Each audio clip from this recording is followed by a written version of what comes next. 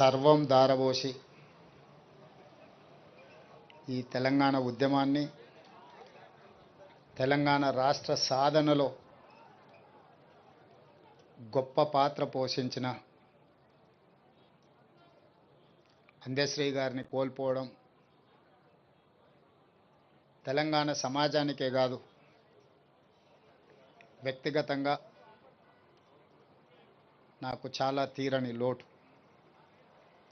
PCC అధ్యక్షుడిగా ప్రజాక్షేత్రంలో పర్యటిస్తున్నప్పుడు అందశ్రీ గారిని కలవాలని ప్రయత్నం చేస్తే నేను రాజకీయ నాయకులకు దూరంగా ఉంటాను, రాజకీయ నాయకులను వేదికల మీదనే కలుస్తాను కానీ వ్యక్తిగతంగా కలవను అని ఒక మిత్రుడి ద్వారా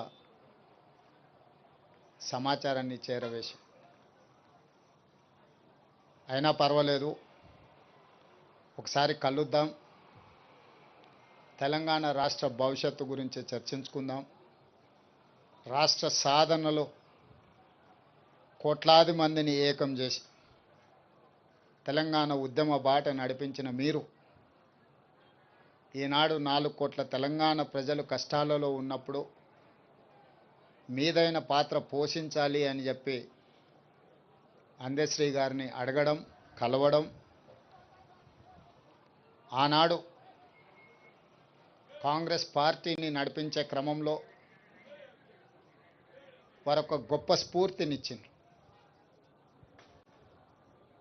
కొట్లాడితే ఖచ్చితంగా తెలంగాణ ప్రజలు ఆశీర్వదిస్తారు, తెలంగాణ ప్రజల యొక్క సమస్యల్ని తీర్చడానికి కలిసి పనిచేద్దాము, నీతో మాట్లాడిన తర్వాత నాకు నమ్మకం వచ్చింది, తప్పకుండా నువ్వు చేసే ప్రయత్నంలో నేను చేయగలిగిన ప్రయత్నం నేను చేస్తాను, అందరం తలా ఓ చెయ్యి వేసినప్పుడే ఈ తెలంగాణ సమాజానికి ప్రయోజనం చేకూరుతుంది అని చెప్పి ఆనాడు అందశ్రీ గారి మాటలు, ఆ తర్వాత వారు నేను చర్చించుకున్న అంశాలు మీడియా మిత్రులకు తెలుసు. అందశ్రీ గారితో మాట్లాడుతున్నప్పుడు నాకు చదువుకోవడానికి పట్టణం వచ్చిన తమ్ముడికి ఊర్లో వ్యవసాయం చేసే అన్న చూడడానికి వచ్చినప్పుడు కలిగే అనుభూతి కలిగేది నాకు అందశ్రీని ఎప్పుడు కలిసిన. వారొక స్ఫూర్తిగా ఈ పరిపాలనలో పేదలకు ప్రయోజనం చేకూర్చాలన్న ఆలోచన వచ్చినప్పుడు గద్దరన్నతో పాటు అందశ్రీ గారు సమానమైన స్ఫూర్తిని నింపడమే కాకుండా వారు రచించిన జయ జయ హే తెలంగాణ, తెలంగాణ రాష్ట్ర ఏర్పడ్డ 10 సంవత్సరాల తర్వాత రాష్ట్ర గీతంగా ఈరోజు కోట్లాది మంది ప్రజలకు ఒక స్ఫూర్తిని నింపుతున్నాయి. వారి ప్రతి మాట ప్రజా జీవితంలో నుంచి పుట్టుకొచ్చింది, ప్రతి పాట ఈ తెలంగాణ ఉద్యమ స్ఫూర్తిని నింపడం జరిగింది.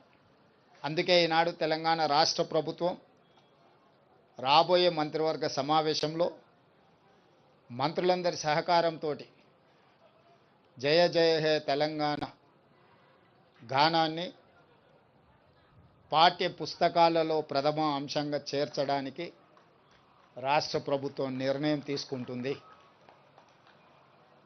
ఇదే కాదు, ఈనాడు ఈ స్మృతివనం ఉద్యమకారులకు, గాయకులకు, కవులకు ఈ తెలంగాణ సమాజం, తెలంగాణ సంస్కృతి సముచితమైన స్థానాన్ని ఇస్తుంది, స్ఫూర్తిని నింపుతుంది అని తెలియజేయడమే కాకుండా వారి కుటుంబంలో ఒకరికి ప్రభుత్వ ఉద్యోగంలో అవకాశం కల్పించడానికి మా ప్రభుత్వం నిర్ణయం తీసుకుంటుంది. ఎందుకంటే